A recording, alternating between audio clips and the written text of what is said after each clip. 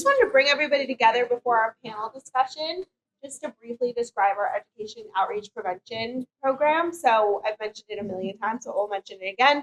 I'm one of the E&O coordinators, Kyla, and this is Emma. We wanted to break down a little bit to you guys about our CAC process. I know a lot of you are our partners and have been our partners in this work for a long time, but there's also some new faces here. So we've talked very much this presentation about the investigative side of things, which we'll continue to mention, but it's good for a lot of other folks in the room to hear about other things that we have going on and what we can offer to each of you. Our CAC is broken up into 3 different prongs. One is the coordinated response, which is our forensic interviewing, our family advocates, our pediatric sexual assault nurse examiner, and they all participate in the forensic interviewing process, which we'll briefly touch on in a second. But we also offer mental health services through our Healing and Resilience program, and then me and Emma are our education and outreach program. So at each of your tables, if you guys wouldn't mind looking at your handouts, they break down a bit of a scenario of what can happen without the CAC approach and with it. Can you hear me? Oh, okay. This is great. So on the first side of things, it breaks down a case if the CAC wasn't involved. So this specific case is talking about a 14-year-old named Josie who was sexting with her 15-year-old peer named Lucas. They were exchanging images back and forth for a certain time period. Those images then got circulated around the school. But one time during their relationship, Lucas and Josie met up.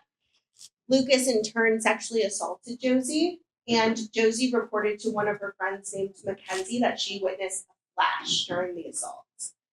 During this process, without the CAC getting involved, you can see that there's a lot of different entities who are getting involved in this scenario. We broke it down where Josie essentially tells a teacher that there are images of her being shared. In this scenario, when we haven't educated this particular school system, that teacher may not know to file a 51A. So that teacher may go to a school adjustment counselor, they may involve the school resource officer, they may all get together and decide that the school resource officer should be the one to call DCF and law enforcement. Josie may have to talk to a police officer. They may disclose during that encounter that Josie was sexually assaulted, so they decide to bring her to the hospital. While she's at the hospital, she would have to speak with a nurse, a social worker, a doctor, a DCF response worker would have to speak with Josie, a detective would eventually get assigned, and a prosecutor would then have to talk to Josie as well. Without the CAC approach, Josie would have to talk to over 10 different people about her assaults. Not only is this causing her to relive her abuse, but it's also setting up inconsistencies with her stories and not being beneficial to the investigative process. On the other side of your handout, you'll see it broken down when we use the CAC process, what that could really mean for a forensic interview. Not only would we be able to streamline the process of Josie just speaking to one person about her abuse, but we'll also be able to get key details for the report that may not have been mentioned to a teacher or a school resource officer or a school adjustment counselor. Maybe Josie was interviewed in front of her parents, and that made her even more uncomfortable to disclose that an assault happened. We're able to get these key details so we can really help the investigative side of things. We would also be able to help with the first complaint interview. So we know that Josie told her best friend Mackenzie that she saw a flash. We can help with getting those information, key elements from Mackenzie. And we can also provide treatment for Josie after her interview, which is essential. Not mentioned here, but we should mention, we also have family advocacy on site who could work with Josie's parents and her family through the healing process as well. So we mentioned all of that just to say how important it is to streamline this process, how we're all hand in hand in this work, and kind of what the forensic interview process is. If you ever have any questions about this, we can provide more formal information and trainings to you. If you're not familiar with how we do things, we would love to come into any of your organizations and break it down further. And multiple times throughout this presentation, we've talked about multidisciplinary team members. It's all of you. It's basically all of us working hand in hand to really help youth and families. So we just wanted to remind you all that we are partners in this work, and we hope that you lean on us for everything that we've mentioned through the morning and continue through the afternoon. Hi, everyone. We felt it was also important to mention our second prong of our approach, which is HARP, or Healing and Resilience. This is our on-site mental health treatment. If you are wanting more information, we did briefly mention it in Josie's storyline. We also do have brochures on HARP on our resource table that you can check out as well. We also felt it was important because with Prevention Month coming up next month, as in almost a week, we thought it was important to mention most of our trainings. So we do digital responsibility, CSEC. We'll come in and do info sessions like Kyla said, talk about what we do, talk about referral processes, parent and caregiver prevention. So we do a whole lot. We'll come in and do classroom trainings. We'll do assembly trainings. We'll do staff meeting trainings. So we really just wanted to highlight this to make sure everyone knows that we're open for collaborations any time of the year, but especially around Prevention Month. This is our list of how many members we've reached. As you can see, we have reached many more than when Education Outreach just started. Just in FY 2024, we reached almost 12,000 community members, thanks to the help of all of you. We also felt it was important to mention our Know Your Impact program. Many of you are probably familiar with our Know Your Impact program. If you are not, it is an online safety educational course for kiddos 12 to 17 years of age who have already engaged in online risky behavior. This program can be used as a diversion program for sexting cases, but also just for kiddos who are making bad choices online. This flyer, along with the next slide with that flyer, will be found on our resource table as well. Another training we just wanted to plug is our online seminar series that are happening in April and May. The Education Department is holding these in honor of Prevention Month. They are free and open for anyone to register, community partners, community partners, really anyone, caregivers. So we have specific trainings based on each Tuesday. So we'll go over CAC services, the referral process, CSEC, digital responsibility. So anyone is really open to register. They're free. They're short presentations. It's something that maybe you don't know if you want us to come in and do a whole staff meeting, but this is a great opportunity to see if more of our services interest you.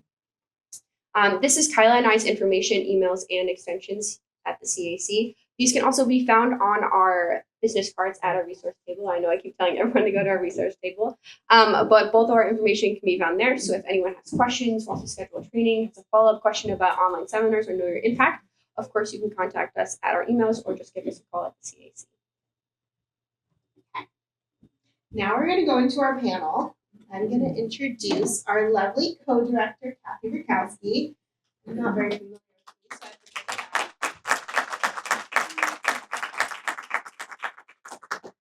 Kathy is a licensed independent clinical social worker who brings over 25 years of experience into the social work and child advocacy field. She joined Justice Resource Institute 22 years ago, and during that time has served in a variety of positions throughout southeastern Massachusetts, working closely with children, families, and community partners. As a co-executive director of the CAC of Bristol County, Kathy helped to establish our Healing and Resilience program, which offers evidence-based trauma-informed treatment to children and families. In addition, she supports and supervises staff in a variety of positions within the CAC, all found within this room. So again, a round of applause for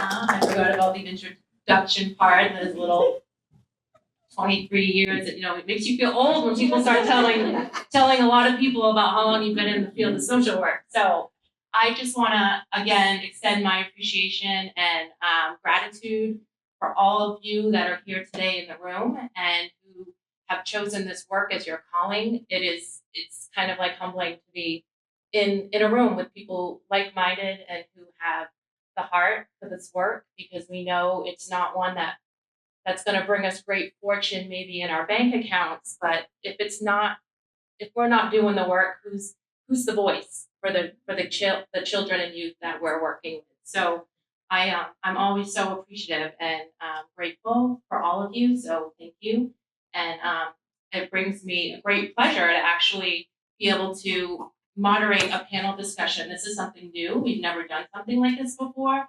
So I'm excited to have some really great individuals come up and talk about their experience and their work and how they've helped to support survivors and talk about it from their perspective and their discipline.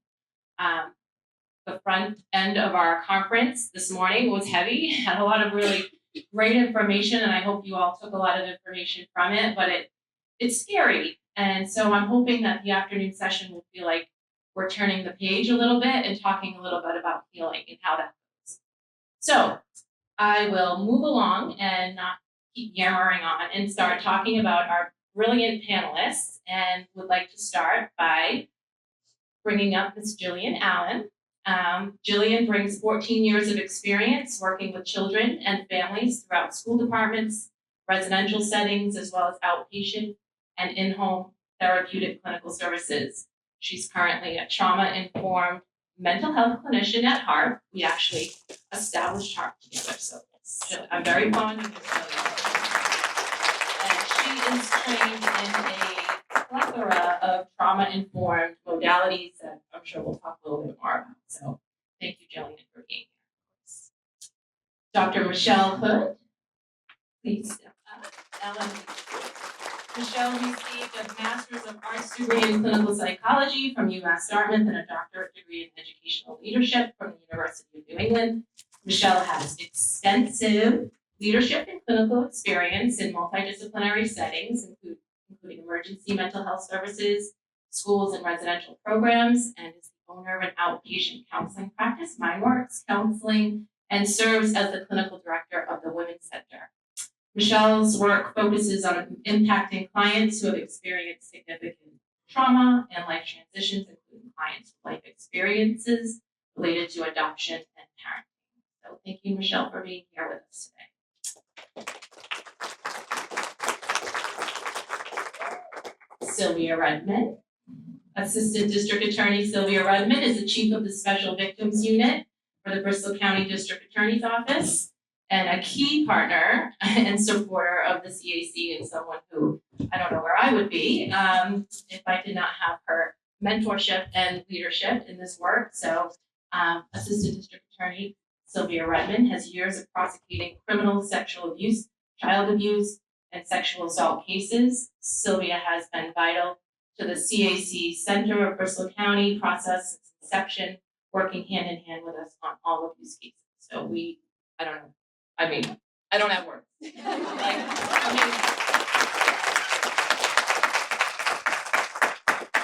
Ms. Megan Soares. Megan Soares is a junior at Bridgewater State University, where she is pursuing studies in psychology and childhood studies, has a deeply personal connection to the work of the Children's Advocacy Center. As a survivor, Megan not only sought the center's aid in the past, but later had the opportunity to complete an internship at the CAC, gaining a unique perspective on the invaluable support the center provides. Megan is here today to share her story and offer insights to today's discussion. Thank you for being here, Megan.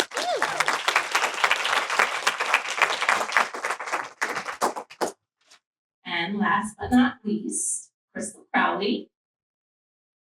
Crystal is a lifelong New Bedford resident, mother of 3, and an employee of the City of New Bedford.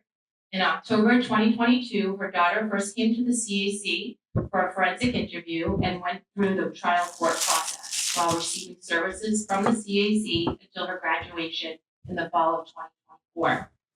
Throughout this time, the CAC provided unwavering support, always ensuring Crystal felt heard, accommodated, and empowered as a caregiver. Now, she hopes to use her experience to encourage and uplift other caregivers, highlighting the importance of resilience, advocacy, and creating a safe, supportive environment for their children. So thank you for being here.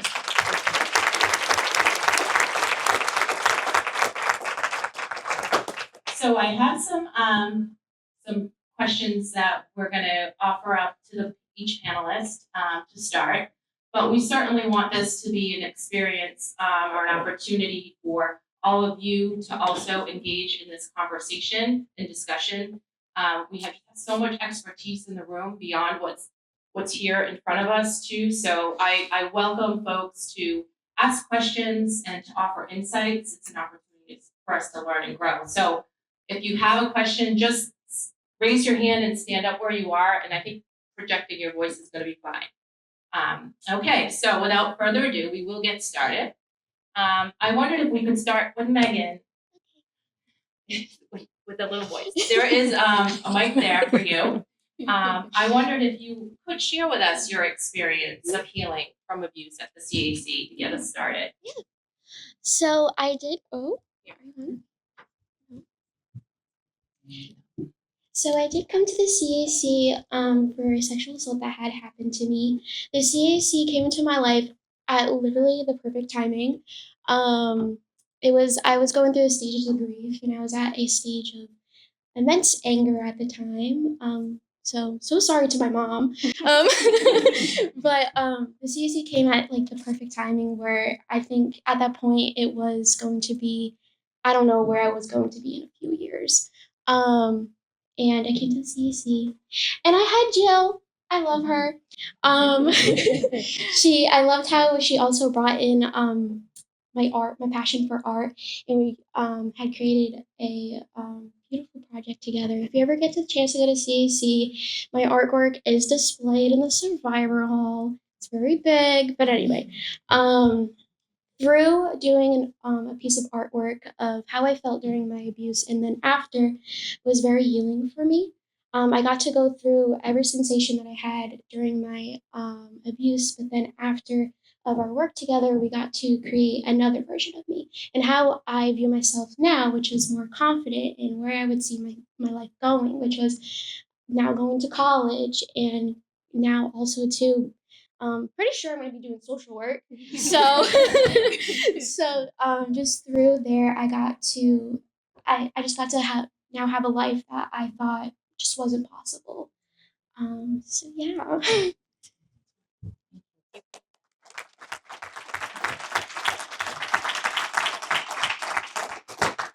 Jill, I didn't know, as Megan shared, that you were her clinician at the time. I didn't know if you wanted to offer anything further about your road with her. And Sure. Well, offer any insights or absolutely. I could go on and on about Megan because she did such a beautiful job of coming to the center, really engaging, doing the work, doing what I suggested. She just went with it. She was very committed to her healing.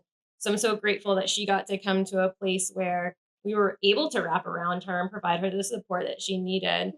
She did mention utilizing something she's already really passionate about, which was art. And we talk a lot about building resilience with kids. And really, what I think that is about is meeting a child where they're at and encouraging what they are already passionate about and being able to come alongside them and build that in them in that learning space so they can see, oh, I can lean on the skills that I already have. I can withstand the hardships and build resilience in that learning space. So Megan was a really perfect example of that because as she utilized that, as we surrounded her, she was able to build resilience as she was healing. thank you. I wondered if you wanted to speak about your experience, Crystal, as a caregiver and what that was like having to navigate the complexities of supporting a child and who had experienced trauma. So navigating it, it's still an everyday thing. We're still navigating it. It's up and down. Some days are really good, some days are a little rough, but just being there for her, validating her emotions and her feelings and letting her know that whether she feels happy one day, you're good for that. If you're feeling mad, angry, you're still that's your feeling and it's not wrong to feel that way. So just like providing her the stability and the safe space that she knows, like, I'm your mom, I'm your safe space, I will always protect you. And that's still every day ongoing. Sylvia, I know you bring a different perspective from the legal side of things and helping support survivors through that process. I know we spent a good part of the morning talking about the digital ramifications, implications that cyber has now on all of our investigations and things that we're seeing not only at the CAC, but I'm sure you're seeing as well just in other realms. How has that digital age affected the cases that you've seen more recently compared to previous years? So I have a unique perspective. Where is this thing on? Can't tell. Where I've been here a really long time. So as a dinosaur, I remember when these didn't exist. And I can tell you that it's changed things dramatically for prosecution, for Some good, because now we can prove some crimes that maybe we couldn't prove before. So there's some good to it, but a whole lot of bad came with that, where kids are online seeing things they shouldn't be seeing and then feel very bad about it. And all of that is something we all have to deal with, right? Prosecution and therapy and forensic interviews in every which way. And I think we have to be aware of how it affects kids, right? We're coming at it from a very different perspective, I think, than they are. And I think it's important to keep that in mind, that this is their world, right? They grew up in this. This is, and a lot of times they feel complicit. They feel like they've done wrong. Half the time we might not even know if there were images involved. They might be less likely to tell us that than they will be about a sexual assault because of that feeling of guilt. So I think it's really important for us to be mindful how we approach it, what questions we ask, and what kind of support we can give. I think for all of us who've worked with young people who've been through this can honestly say that they're incredibly resilient and they've brought an awful lot to us as well as hopefully we have to them. Did you want to say a little bit about some of the digital evidence and how that's kind of created some challenges and any takeaways of things that you would offer? Yeah. So one of the things that's made our lives even more difficult is this memory capacity of most of these devices that we find now. And we actually have started doing things a little bit differently, where if the digital device is not involved in the case itself, and it's just memorializing a piece of evidence, we're better off taking a screenshot, for example, than we are dumping the phone. Because we're going to be dumping the phone and getting all kinds of stuff we not only don't need, but don't want, right? There's going to be images that are very private or personal that are going to undermine our witnesses or our victims. So in certain cases now, we're encouraging screenshots more than we are an extraction. That's changed. Never thought we'd be saying that, but it's true. It's going to simplify things. It's cleaner. It's less invasive. So for law enforcement, I'd keep that in mind. Make a decision, have a conversation. Do we really need to do a dump or not? Or should we be doing a limited consent? I mean, why do the defendants get the benefit of a limited search warrant and the victims don't? That's always really upset me, right? It really ticks me off that they get everything from our victim and we get this from our defendants. So limited consent can change that. Consider it as an option. It's, every department's different, but consider it. I think it's fair. And there are ways of doing it, obviously, that we have to respect. So that's changed a lot. Our laws have kind of handcuffed us a little bit about what we can do and what we can't do. But from today, I mean, I guess a big takeaway would be for us and who do the investigations, don't forget the little details like the what are those tags, whatever those things are called, air tags, or other things, or the cloud. We forget, but we shouldn't forget. Or small other things, cars that have these that record everything. There's just so much out there, watches, there's so much out there that we can't forget. So big challenge, but more evidence, right? Potentially. And I think one of the biggest challenges, I was talking with Derek at the break about just how the evolution, it's just rapidly changing, right? Technology moves so fast and keeps us all on our toes on how to stay ahead of it and help parents stay ahead of it so that they can keep their children protected. And so it's a grind, right? It's just something that we're constantly having to educate and retrain people about. So thank you. Michelle, I don't know if you would like to talk a little bit about the guidance that you might offer your staff or your clients about managing their own safety and that of their children in the digital era. How are you seeing that in your own work? Absolutely. So we see a lot of parents who are struggling with setting boundaries with their children. And so providing the caregiver support in setting those boundaries is hugely important. We encourage things like behavior contracts where the parent and the child are transparent about technology use. And then as the child gets older and it becomes more developmentally appropriate, reconsidering those guidelines and making sure that we're honoring their developmental stage and their independence, as well as their need for privacy, but in a balanced way. We often encourage parents to make sure that there's constant monitoring of the child's electronic use. So maybe there's a check-in where it's, what are you doing on your phone when the child's not expecting the parent to look at it? Because as we know, they're good at getting rid of evidence. So we want to make sure that we're constantly providing support to those caregivers who are the ones that ultimately have to enforce those boundaries and be able to support their child through anything they might face online. Thank you. Megan, did you have any, in your experience, was technology, did it impact your experience at all? And could you share a little bit about that? So I will say during my experience, my trauma, that unfortunately there were technology of photos, being crossed, and that was really essential to my case then for going forward, where the detectives on my case were able to get my phone and kind of go through everything.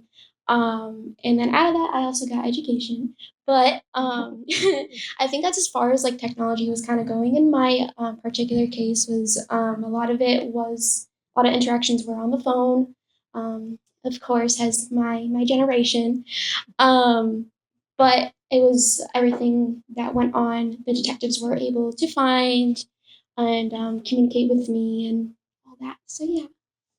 Did it harm or support your investigation, as if you remember how it was? It did support my investigation. They had kind of found everything, and well, first they were like, "Look, we can't do this, guys," but it helped me with going forward with my case. What evidence was there. They supplied me with that, so then I could decide whether or not I wanted to pursue my case any further in court. But they kind of just communicated with me along the way about what they were finding and things like that. So, yeah. Thank you for that perspective. Jill, I don't know if in your experience you've seen challenges with youth who have been more impacted by digital abuse versus traditional forms of sexual abuse, or if there's been anything that you would have noticed in terms of how one versus the other has different ways of impacting youth or children. Of course. So Kathy's been my supervisor for the past 7 years. So whenever I've come to you with difficult cases of families with extensive trauma, you'd always tell me, trauma's trauma, Jill.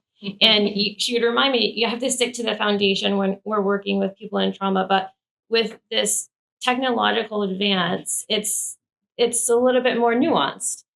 I heard a survivor state that instead of having one abuser, they felt like they had millions of abusers because they were just being traumatized over and over again by anybody who would share an image or watch their image or see their video or whatever it may be.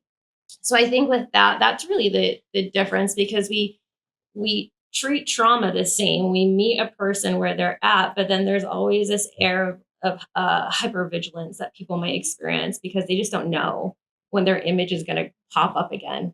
And like we heard earlier, it's really difficult to get rid of something once it's put out there in the wild. So I think what I'm finding is that last key piece of helping somebody heal is learning how to manage maybe some of the unexpected things that might pop up at any time. Thank you. Crystal, I don't know if you wanted to offer some suggestions or ways in which caregivers who are supporting children through the trauma of abuse, particularly when it comes to their emotional recovery. Can you ask that again? I'm sorry. Sure. What would you like to share with other caregivers who are supporting children through the trauma of abuse, particularly when it comes to their emotional recovery? Have a lot of patience, because you can say so much to your child and you might get nothing from them, but that means so much to them. And as a parent, you want to help your child, and we're falling with digital, like everything is at our hands. We want to apply that in our life too. We want healing to be fast. We want, everybody to be happy fast, but you just got to have a lot of patience, listen, really listen, and just be there, just support them, because being there for them is a lot more and speaks a lot more volumes than you would think. It's true. We are very less patient generation of instant access. Yes. And so I would imagine that that's quite a challenge, right, in the therapeutic realm as well. I don't know, Michelle, if you wanted to speak about some of the ways in which you're supporting your clients around the healing process and specific modalities or treatment that you're offering to help do that. Absolutely. And as we mentioned before, trauma is trauma. And so looking at the modality of trauma focused CBT, DBT is also very helpful in a lot of our situations, especially where we're leaning into those moments where our clients feel present and feel able to be fully involved in the given moment versus going back to their trauma and abuse. And it's important that the whole team identify some consistent skills. So, skills that can be translated to the caregiver as well. Hey, what about if you're having a tough day? If you identify 3 positives that happen, and then things that can be brought to therapy as well. And just kind of having an ongoing list of that really helps the team communicate so that way we're identifying skills and supports across settings so that they feel prepared anywhere they go. Great. I know one of the things that we see happen at the CAC is that, right, like that usually we're the front door of when the investigative process begins. And unfortunately, nothing moves quickly enough in that process. Sylvia, you know that all too well, right? And so getting survivors connected with support in the interim is really important if they're not already connected, to get the mental health support so that they can sustain themselves, not only for their healing, but if they need to move forward in the court process and have the support of a clinician to kind of get them through that process. Sylvia, maybe you could talk a little bit about how the court sets up in supporting victims as they move through the court process and what that looks like, not only from a prosecutor perspective, but also some of your support staff that also do that amazing work. So we've always had victim witness advocates, and I have to say that we have, maybe I'm very biased, but in Superior Court, excellent Superior Court victim witness advocates. Not to say district court isn't, but they're very, very specialized. They work a lot with serious cases that have suffered a lot of trauma. But the addition of the CAC has made it even better, honestly, because we weren't dealing, there's a lot of people, first of all, there's a lot of cases that aren't charged. I mean, 40% of cases are charged, if that. So what about all those other people? Those were kind of left in the dust in the past, unless they were fortunate enough to have counseling, right? So now, not only do we have those people being taken good care of and their parents and guardians, but there's a connection now between the victim advocates in court and the advocates at the CAC. So it's pretty seamless. So these families are very well covered. Uncharged cases, that has made a huge difference, I think. The other thing that's made a big difference, and part of it is how we're now training our own staff, is to have a more child-centered approach rather than being so siloed just on prosecution in these cases. So now we'll say, when you're meeting with a victim, it's about them, right? You've got to include them in the process. Don't lie to them. They've been lied to perpetually, right? Be honest. Tell them, find out what their expectations are. Find out what their fears are. Meet them where they're at. That's changed over time. I don't think that we cared as much about it, and then there's the Victims' Rights Bill. That made a big difference too. But just our approach in general as an MDT, we've kind of learned from each other, and then we've passed that down through the system. That's made a pretty big difference. I hope that's made a big difference.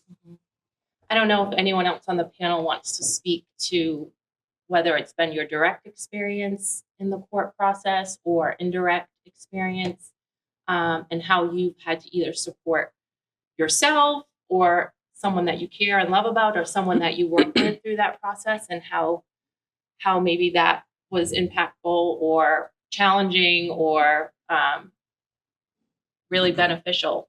I believe that kind of is an open to anyone else that might want to say anything. I'll jump. We all want justice for the people that we're working with, right? And we know that the reality is that it just doesn't happen sometimes. So for the families that I've gotten to work with who have gone through the court process, we've done a lot of wraparound around just owning your story and being really sure and confident of what happened to you and deciding to move forward with healing despite what other people might say or despite how an outcome might be in court.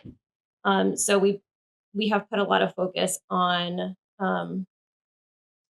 making sure that someone can really stand their ground despite the noise around them. And we have seen benefits of that because unfortunately some of the families that we've supported didn't have a positive outcome in court, but they could still move forward and it didn't completely derail them because of the work that we're able to do in wraparound support. Does that answer your question? Yeah. Okay, great. I think it does Great. very nicely. I don't, Michelle, Megan, or I'll say something. I had a trial court process for my daughter, and unfortunately, it did not turn out the way that we wanted it to. And in that moment, you feel like, how were we not heard? How were we not seen? How could this person be found not guilty? And I wrestled for a while, like with myself. And now I'm at a point where I see things clearer, and it didn't define my child. It didn't define me as a parent. We were able to learn from the experience and grow from the experience. And although like I still have those nights where I'm like, why couldn't it end up the way that it did? I feel like it's opening up more doors. Like right now, here I am speaking in front of people about this experience. And although it was very hard, it's made her a stronger person. Unfortunately, the circumstance made her stronger, but she likes to public speak now because of it. And, now she goes to church and she has, found her faith with God, and she's really working on herself, and she doesn't let that define her. And she knows that she's going to live a beautiful life. And she knows that this experience, this isn't what makes her her. What she does with herself and what she does going forward, that's going to make her the strong person that she is. Thank you. in what ways do you think we as like the providers that are in the room, in what ways can we as providers bridge the gap to support comprehensive healing for children? Like how can we, are there things that I don't know if Megan or even you, Crystal, like are there things that I know you had the benefit of the wonderful Jill, and so there wasn't much gap there in terms of your experience, but I don't know if in your growth and in your maturity, if you've thought about ways in which the system can better respond to survivors and victims of assaults to help support their healing. I think the biggest thing is, I was very fortunate to have Jill, to have the CAC, and to have my mom. A lot of the kids that come through the CAC do not have strong supports. And, without Jill, without the CAC, without my mom, I don't know where I would be. But, I did through the CAC and the internship, I got to see a lot of kids who do not have the support systems that I have. And I'm very fortunate for it. But I think if, DCF, whoever, if you're going to be, close to a survivor and be maybe their sort of point person, that you give them that support of, hearing them out. I mean, the biggest thing for me was being able to be heard and talk about my story. And I think that's for a lot of survivors, it's the same thing, is to be able to be seen and heard. So I think that's my biggest thing, is that I just want people in the community to like really make sure that we are giving them, support emotionally as much as possible. I know everyone here, what you guys do, it's very tolling. But I think just having at least someone to go to for a survivor is very important for their healing, that they can lean on. So, Yeah, sure. We were fortunate enough to have the CAC, but I feel like there should be more things in schools, definitely, because, there's school adjustment counselors and stuff. And I know these topics are kind of like shied away from, but I feel like in school there should be more support, maybe even like classes outside of that, wherever, like other than the CAC. So I feel like that would help. Can you say more about when you say classes? Like sensitivity training, like when you're interviewing a child. Like I know the forensic interview, I know they're sensitive in that, but like say if they have to go to the police station, which is in the sense we had to do. Luckily, we had a cop that was very helpful and sensitive, but I know some people do not have that experience. So maybe like sensitivity training and some courses along the line for that to help talk to children, young adults, even older adults too, because it doesn't matter how old you are, everybody's sensitive in some capacity. That's great. Thank you. I Welcome. don't know if anyone else on the panel wants to respond to that question. One thing that I think we see a lot of is like the burnout and the empathic fatigue with providers, and then it impacts the experience of the survivor. So just to echo what you had said as a survivor, it's so true. You need someone who's dedicated to you. And I would encourage those who need the support to seek clinical supervision and to make sure their caseload's manageable. That's something that I think, it's essential in this field to have a manageable caseload and to know how much emotional capital each case is going to take. And it's not just about the number of cases that you have, but also about the intensity of the work that each of those cases brings. And I would encourage anybody who provides supervision to also think about that when they're assigning cases, and to make sure that if this is like a really, really heavy case, that we're qualifying that and allowing the provider the self-care time that they need outside of that. That's great. That's great advice. And we focus quite a bit on that at our CAC too. For everyone, the work is hard, and it does definitely take a toll, and compassion fatigue and burnout are real. And so I hope your organizations and agencies are also paying attention to all of those things, so you could bring your best self forward to support kids in this difficult work. I kind of want to take a pause. I want to see if we have anyone in the audience that wants to ask a question of our panelists.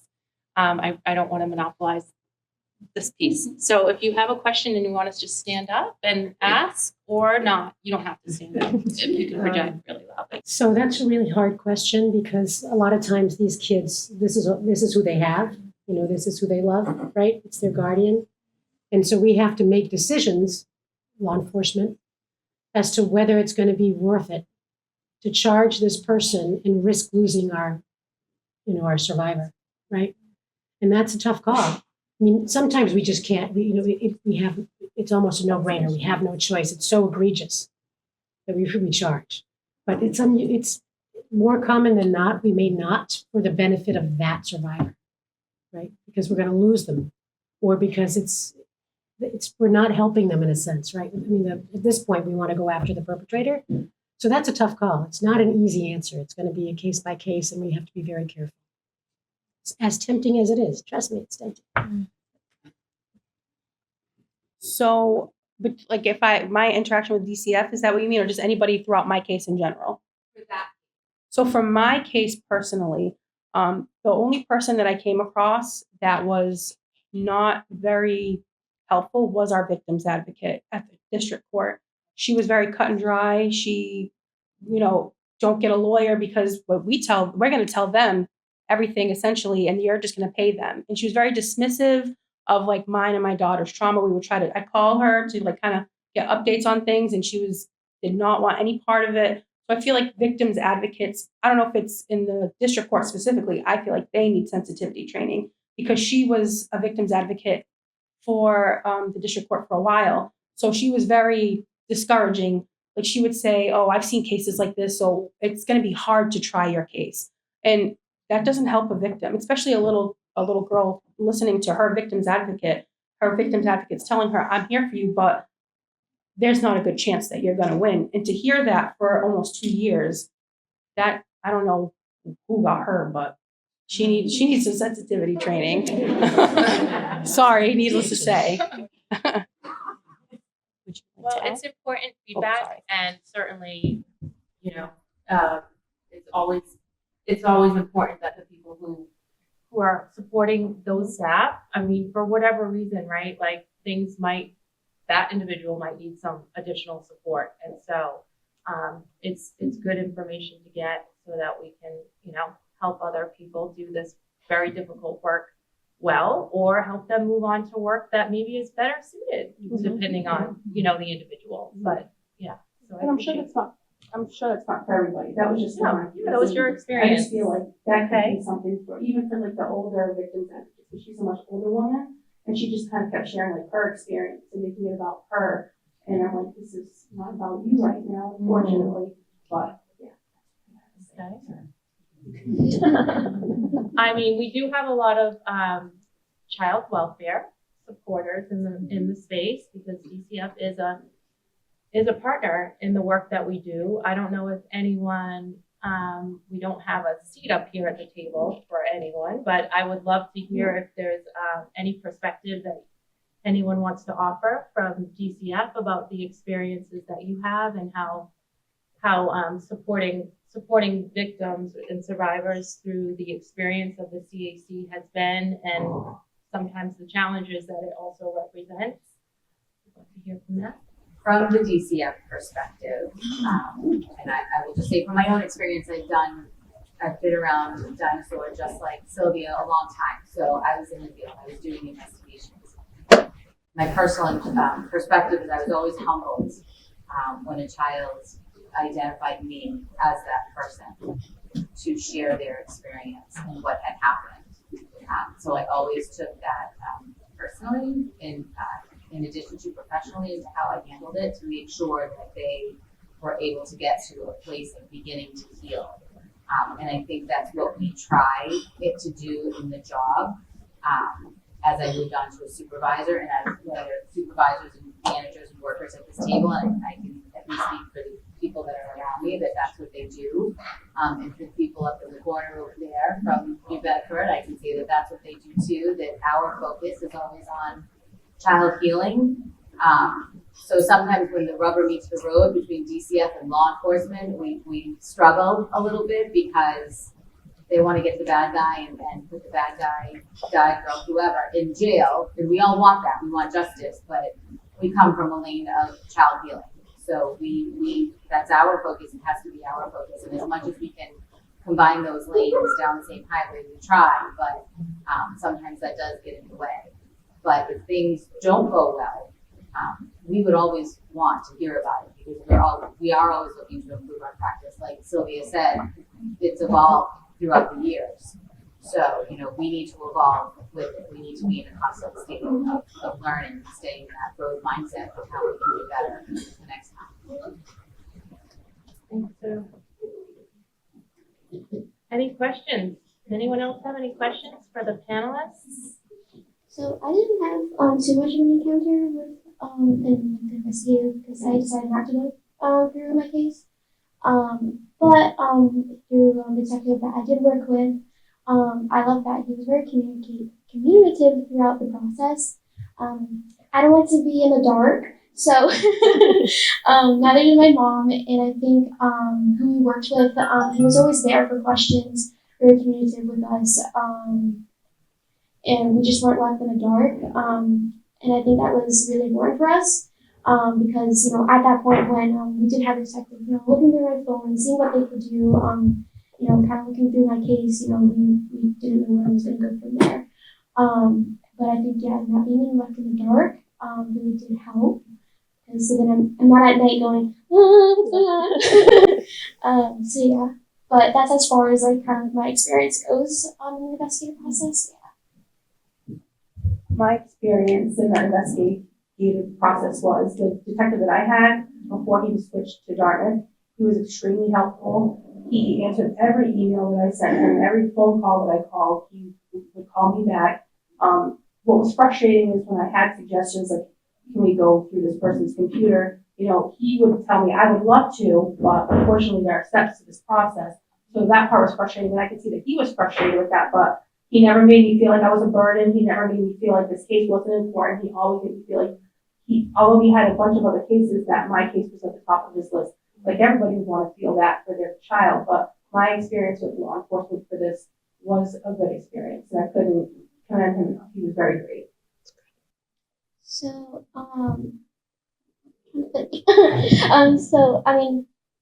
I also got a very unique perspective from the CAC because I also got to do an internship. So I got to go for a circle, and that was really healing first. But I got a lot of education. And through the CAC, of course, I went on to social work. Who guessed? I'm not sure exactly where in social work I'm going to do. Probably child welfare. Definitely find something, related to what we all work on right now. But kind of keeping it open as long as it's social work. But anyway, but everything that I've learned from the CAC has been helpful for me in that, I got to see the other side of everything. Sure, I was survivor, but then when I got to internship, I got to see the other side of everything. I got to see the law. I got to see what the clinicians do. the advocates, I got to see every single part, and I think I reflected on my experience, and I kind of put everything together, and I was like, okay, and it was just something that really was special, I guess. But with my education from what I got from my internship, I'm bringing that and now kind of working to be an advocate in the community, and kind of like doing what I can, I guess, and kind of just seeing where life takes me. If that answers your question as best as possible. Okay, cool.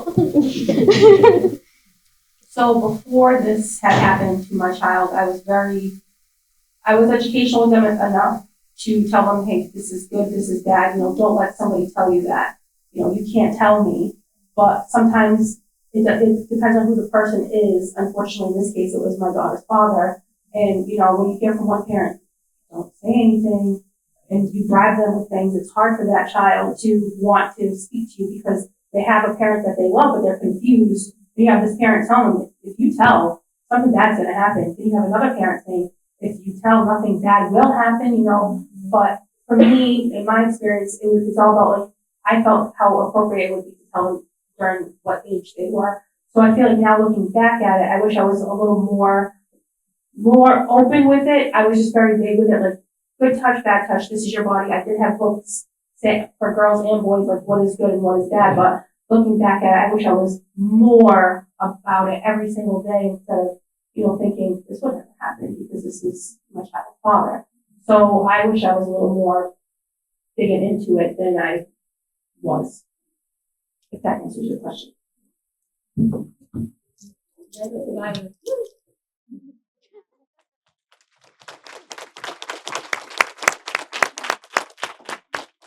I mean, I've said this before in other venues when we've had opportunities to speak to large groups and audiences, and we've had survivors stand up and talk about their healing process and their experience. And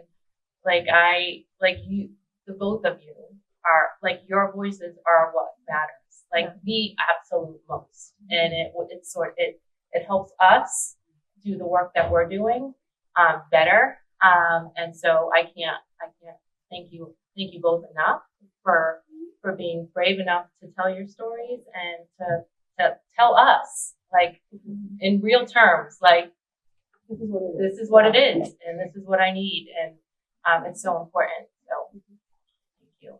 Thank you. Yeah. Jill and Michelle, I don't know if you want to talk, if we want to, like, spend a little time talking a little bit about the actual healing process through therapeutic interventions and what that's been like for the both of you and your experience. I know at the CAC, and I'm sure it's not very different at the Women's Center or even in your practice, that there are a lot of treatment modalities that people use to help children who have experienced trauma and are managing traumatic symptoms and stress. I don't know if you want to talk about what's been really highly successful for either of you to some of the clinicians in the room. So one thing that I know we wanted to touch on was the difference between children and adults and how the recovery happens. And with children, often we're going to see some externalizing symptoms. So we're going to see those standoffish behaviors, the difficulty engaging in services, maybe some difficulty following rules and boundaries, and unable to kind of contain some emotions. And then with adults, a lot of times we're going to see more of an implosion. So we're going to see the adults that we work with at the Women's Center sometimes do some things that are maybe what we would consider self-sabotaging behaviors. So maybe they're utilizing alcohol or drugs and trying to kind of numb their experience versus being able to work through that experience. And I think that always informs our care approach as well. So with children, and I know at the CAC you have this as well, the Smart Room is very helpful so that kids can have a multimodal sensory experience. And the clinicians at the Women's Center and the CAC are trained in utilizing the Smart Room. And so this offers a different experience where children can link how their body's feeling to being able to express that in a physical way. And then we find that that makes a big impact on them being able to manage across settings. And a lot of our clinicians actually have to like reward with the smart room for some good work in session, because it helps kids decompress and then transition out of session when they are finding that enjoyment and kind of that balance of these are my feelings, and now I have a place where I can express them and I can do it in the way that fits me. And then helping the caregivers understand that response is also really important, because then the caregivers can implement some of that at home. Like maybe you just need to go outside and play for a little while, get out that energy, and just recognizing the need for that. And with adults, definitely utilizing trauma-focused CBT, but also identifying that adults can sometimes be hesitant to admit the full scope of things because they feel more like embarrassed or more ashamed, because they're like, I'm an adult, I should be able to deal with this. Should be able to. Well, no, we don't need to. Should be able to. We need to heal through this. So I think the more you can meet both the child and the adult where they're at and support whatever you're observing, whether it's internalizing, externalizing behaviors, the better they'll do in treatment. I definitely like to take a whole body approach to treatment. I think that's really important. Trauma, we experience that in our bodies sometimes. Our bodies have to come to treatment with us. So at the CEC, we work with kids and teenagers. I like to play investigator at first. So I'm asking kids about their eating habits. If they're just eating sugar all day long, that's not going to be helpful for you. I like to ask about sleep patterns a lot of times before, like way before we get into trauma processing or doing anything deeper. We're creating healthy sleep hygiene habits. We're making sure that they're utilizing their bodies. So they're going outside, they're getting sun on them, they're participating in sports. So all of that, I feel like, really has to be grounded and taken care of before we get into anything remotely close to trauma processing. And I think that I've seen kids almost take a sigh of relief when we are just talking about how to eat well. And hey, guess what? We're going to go to the smart room today. We're just going to go swing around.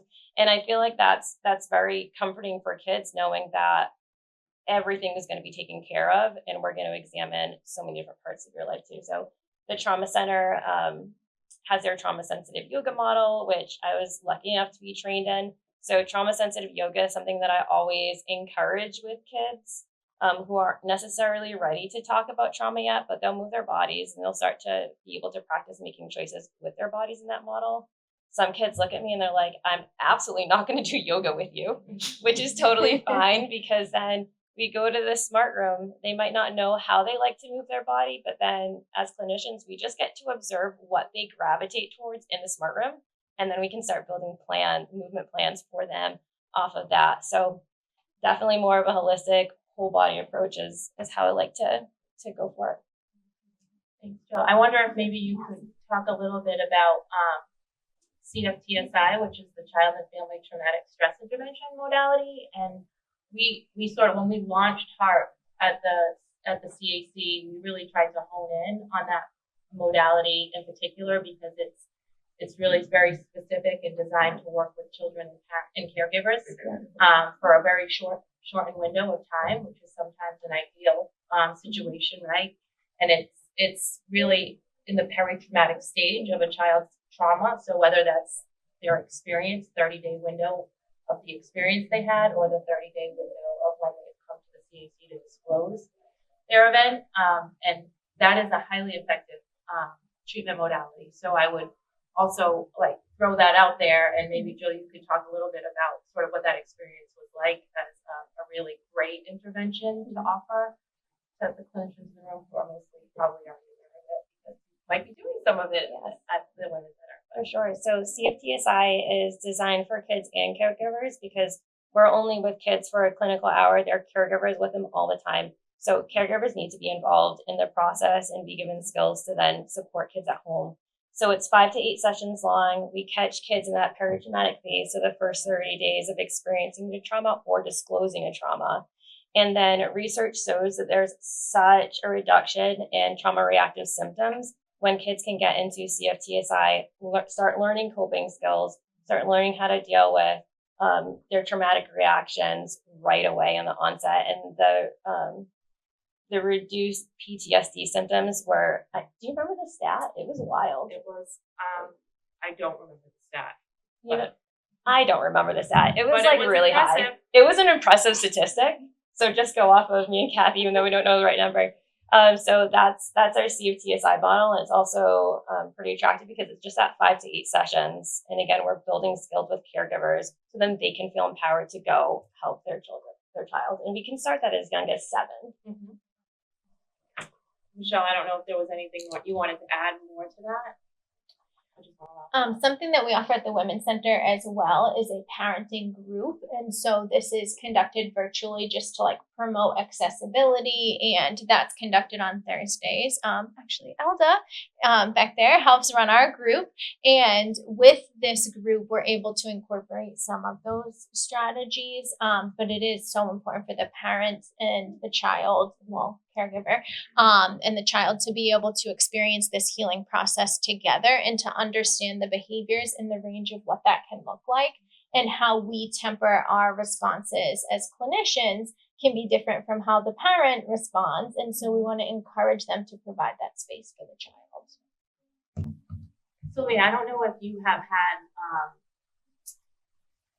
if you want to offer any perspective around the challenges or successes that you've been able to see with different individuals who have come to you at the time of the court process where they may have been involved in treatment or they may not have been, and how that's impacted your ability to move forward in a criminal court case or process. So I think some of the most difficult cases that we have as prosecutors are the ones that involve kids that don't have a supportive family, however you want to define family, caregiver. That's incredibly difficult because that's really not our role. As much as we may want to be supportive, we can't see them as often enough. It would actually taint the process for us. And I'm not really sure where to turn to. I don't know if these kids need support groups of kids their own age. I don't know what they need, but they need help, right? And they're just not getting it. They're not getting it at home, and we can't, our system isn't built for that. No matter how good the advocate is, they're not going to be able to fill that hole.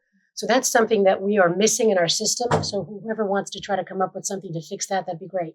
It would help them, and it would certainly help the process, because some cases we can't go forward because they just can't handle it.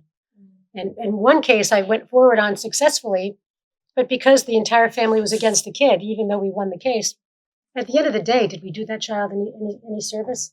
It destroyed her family, right? We got justice for whom, right? We took a pedophile off the street, definitely. But that kid ended up being in the juvenile system, criminal system shortly thereafter, right? So I question myself, should we have gone forward with that case? I worry about that, right?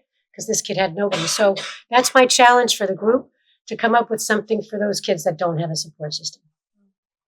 So CFTSI is Child Family Traumatic Stress Intervention. So that's the acronym, and it's that 5 to 8 session model that we're talking about that involves child and a caregiver.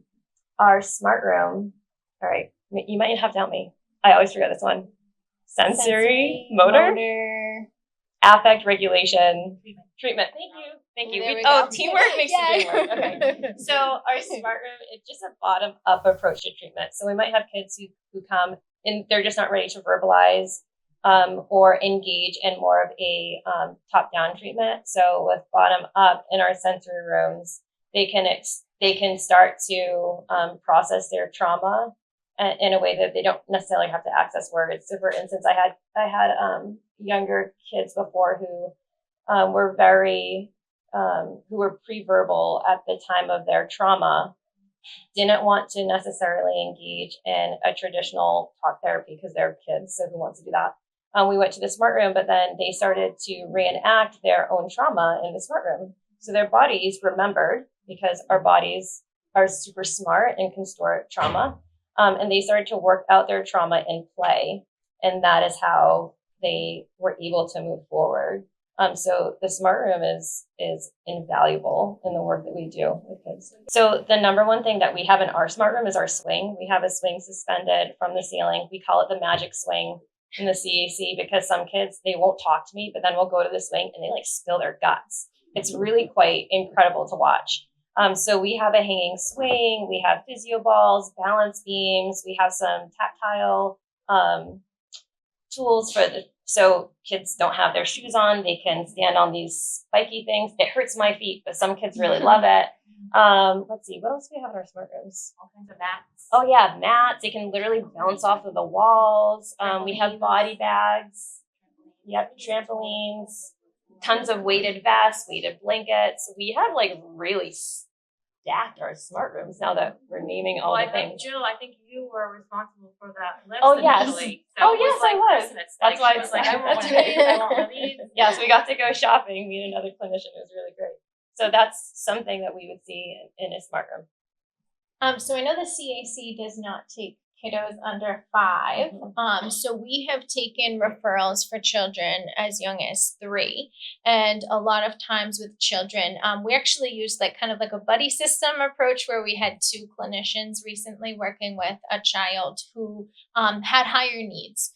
And so that allows us to offer an opportunity for the child to interact in different ways, and we'll give a lot of choices. So we're going to do an activity, but these are the choices because the child was also particularly not wanting to engage. So by offering multiple choices and allowing the child to feel able to be empowered to pick what they were going to engage in, it promoted a lot more of safe body behavior. So they were able to use things like whole body listening.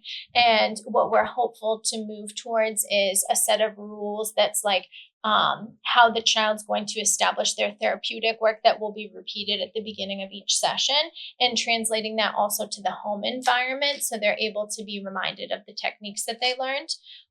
So I would say most often meeting them where they're at with the motor approach, and then allowing access to different activities that don't necessarily require words, but offer opportunities for self-expression. Okay, well, I will ask maybe our panelists to offer maybe one little tidbit or takeaway, something they maybe haven't yet said that they're just dying to articulate to all of us in the room about the work that they do in supporting survivors, as sort of a last burst through. Crystal, we'll start with you. I know I must have said it all. All I can say really is that I'm grateful for the CAC and all the services that they provided for me and my daughter. Unfortunately, it was an unfortunate situation that happened, but I'm happy to learn about the CAC, and I wish that there was more of it out there so people know that these resources are available to them. For me, I'm also thankful for the CAC coming into my life and making me a life that, I was kind of ready to throw away. I'm so interested to see where I go with it. And I'll see y'all back at one of these things again in the future where I'm a social worker. But I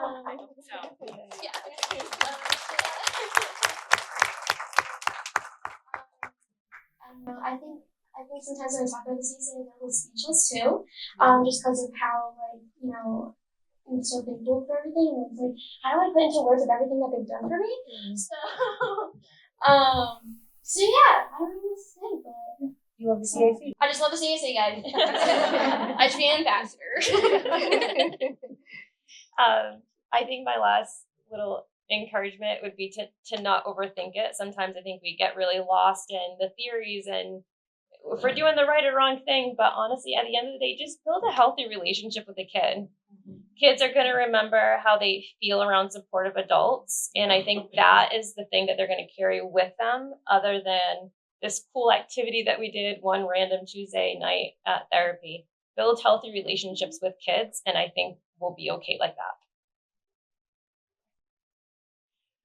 I think collaboration is a key for all of us. And as we look at each other in this room, I would ask that everyone identifies somebody from a different discipline that maybe they don't know, that they can connect with after this, outside of this room. We all have the ability to help kids and to be child-centered and provide trauma-informed care, but we can't do that alone. So I think using each other as our best resources is important. So I'm just going to follow up on that. Having, again, been a dinosaur, I do remember the days when we were all in our own lanes And let me tell you, it was a whole different experience, especially prosecution. It didn't work as well, and we certainly didn't serve kids as well. So good for you all for being here. It's great to be an MDT. It's made a huge difference for both prosecution and just in terms of working together. I think we've cross-trained a little bit. We know what each other does a little bit better than we might have otherwise, and that helps understand why we can't do a certain things, or why you can't do a certain thing, or why we might have to wait to do this. And it makes a difference. So, good for you that you're willing to do that on behalf of kids. Thank you. That was beautifully articulated. And I just want to say, like, when someone says, like, the CAC, like, I'm blessed to be able to work with an amazing team of women at the Children's Advocacy Center. But I know that the work we do extends well beyond that to all of you in the room and the disciplines that you hold and the work that we all do together. So I'm very grateful for that. And that's, we want every individual that walks through our door to feel like we're caring about them like they're one of our own, like only our own, family members, or how we would want them to be treated and experience something so terrible. So I know, again, I said it on the onset, we couldn't do this work without all of you. I am very grateful for all of your participation in today's panel, and appreciate all your insights. And I hope people took some things that they'll take away and continue to do more of, or maybe rethink what they're doing currently and do something a little different. So again, thank you for being with us today. I really hope you enjoyed the conference. Thank you so much.